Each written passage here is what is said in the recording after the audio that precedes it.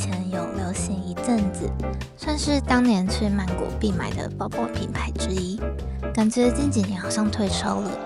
我个人是有经过都会去看看有什么漂亮花布做的包。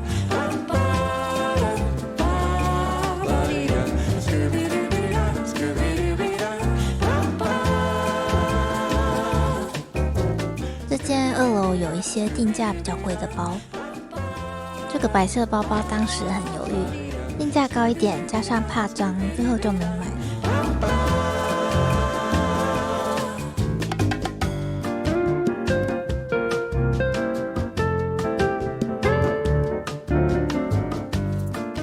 每座城市总有那1-2个景点是没去走访就觉得很像没来到这座城市，很可惜的地方。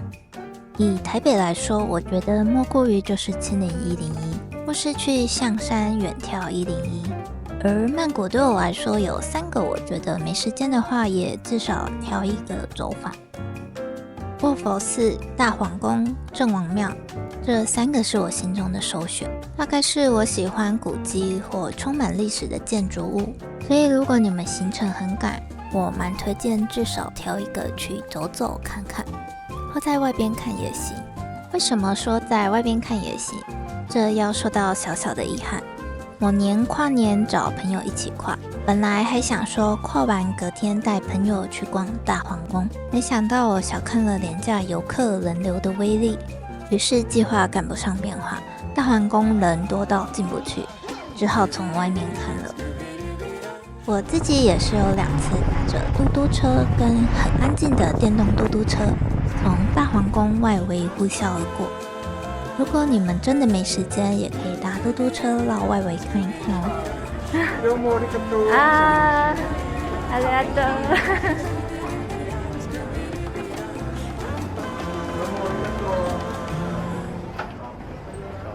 好，不要乱举手。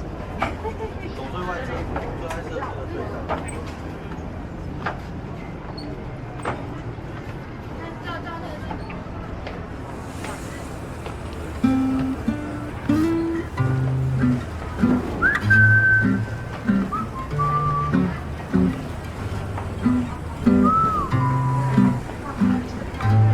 郑王庙有曼谷的巴黎铁塔之称，或许是形状很像吧。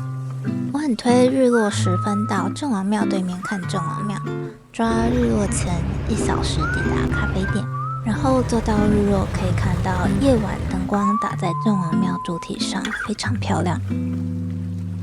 其实这件是意外发现的，前面有说到某年跨年原本要跟朋友去大皇宫，但游客太多进不去，行程打乱，临时改提早去河岸咖啡厅。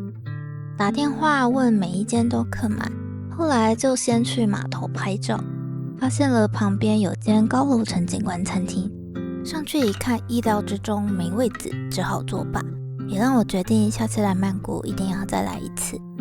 正巧后来再来曼谷时，几个朋友碰巧在曼谷，就相约喝下午茶聊聊天。这间高楼餐厅分2个区域，一个是晚间的用餐区域，是一定要预定才有位子的。比较可惜的是，不用定位的座位饮品只有酒类，所以如果你们是想喝咖啡之类的，就要看看旁边其他几间河岸餐厅。这间的优点就是它位于制高点，视野非常好。我跟朋友聊到快日落，其他朋友都有自己行程安排，先行离开。我自己看到太阳下山一段时间才离开。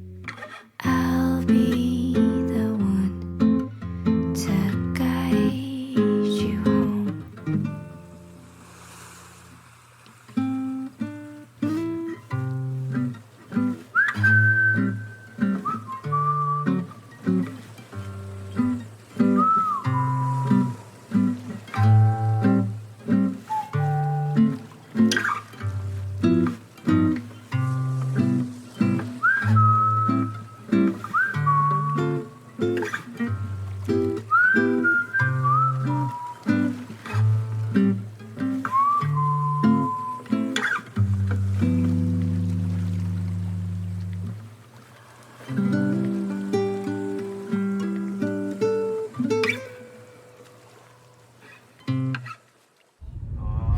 เที่ยว มาเที่ยวมาเที่ยวคนเดียว อ๋อ มาเที่ยว6 วัน มาเที่ยว6 วัน ทำไมพูดไทยได้ พูดไทยได้ นิดหน่อย เล่นหน่อย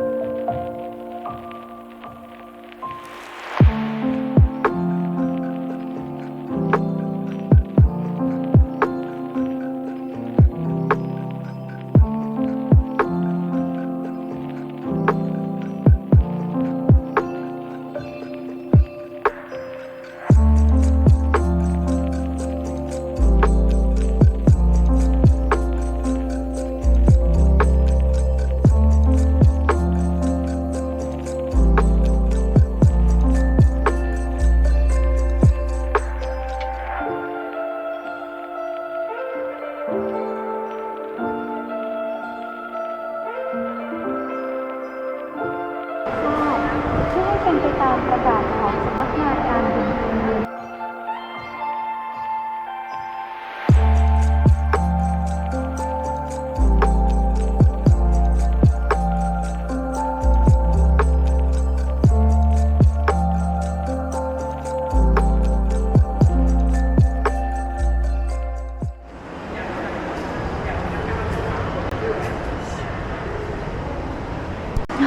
我觉得在这一层睡觉的人还蛮聪明的，因为这边其实比较不冷。上面有一区我记得蛮大区都能睡觉，但是那边冷气冷死了。快速轻轨没有搭过，这边可以买电话卡。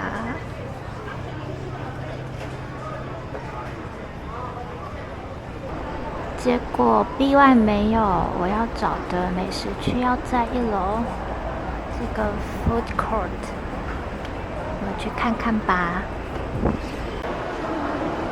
找到了，在这儿。然后那个 troller 不能进去，然后其他的食物也不能带进来。然后要先在柜台买一张卡，看你要吃什么。如果你们今天来机场想简单吃，而行李也已经 check in， 还有闲暇时间，可以到机场的这个美食区。这边最大特色就是平价，价钱非常亲民，我觉得可以称为机场的 T21美食街了。机场楼上的餐厅价钱就稍贵，但还可以接受的价钱。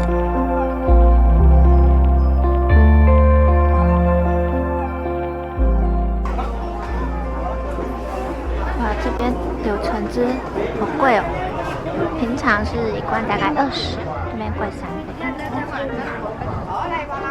糯米饭还好，价钱还行。这边有一些好老的粉。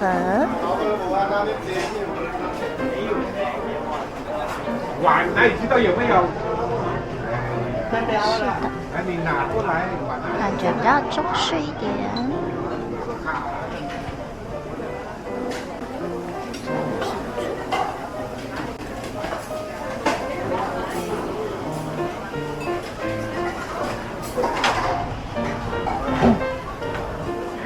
这个中文字有点好笑。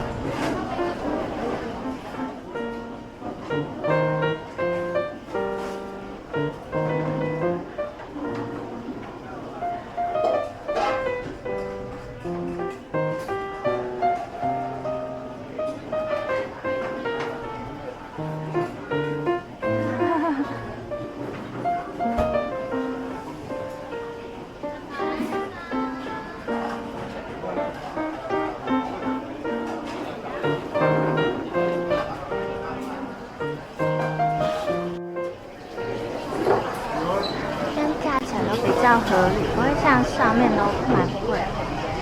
所以如果想要吃比较方便一点的价钱，可以在1楼这个时候吃。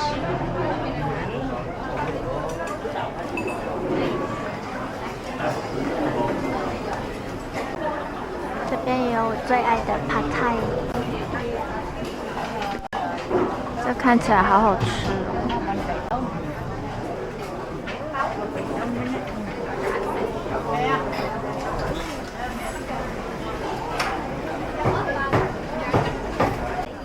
有我爱吃的孔样。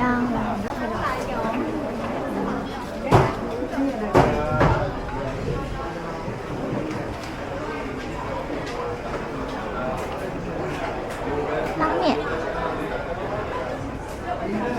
还有水果。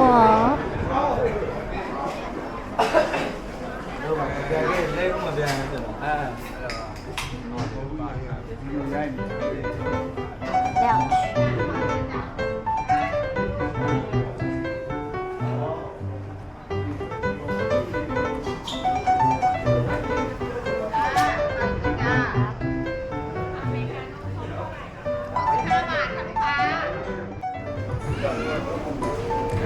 这边饮料价钱都很合理，不会很贵。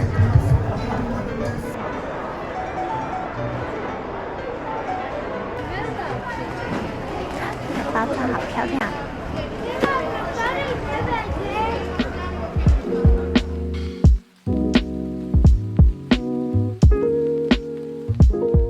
这个品牌的零食不确定是不是只有 BKK 机场有，之前在 DMK 搭飞机没有特别注意。推荐如果是 BKK 机场搭飞机可以买。我最推荐冬阴功口味，超级好吃。另外我个人非常爱吃巧克力，所以巧克力也大推。其他口味现场都能试吃，大家可以吃吃看再买哦。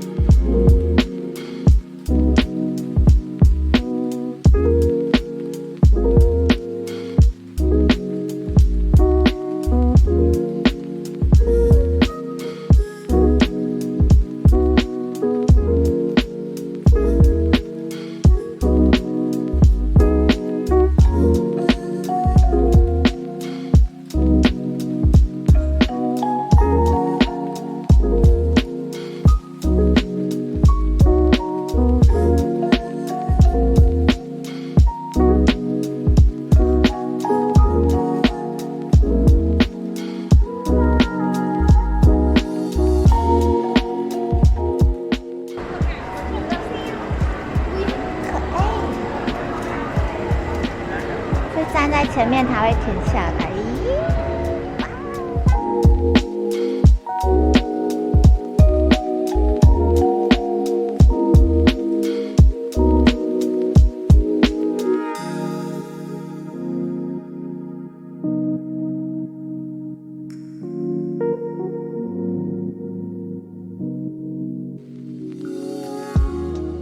这是我第一次坐紧急出口的位置，脚的空间超大的。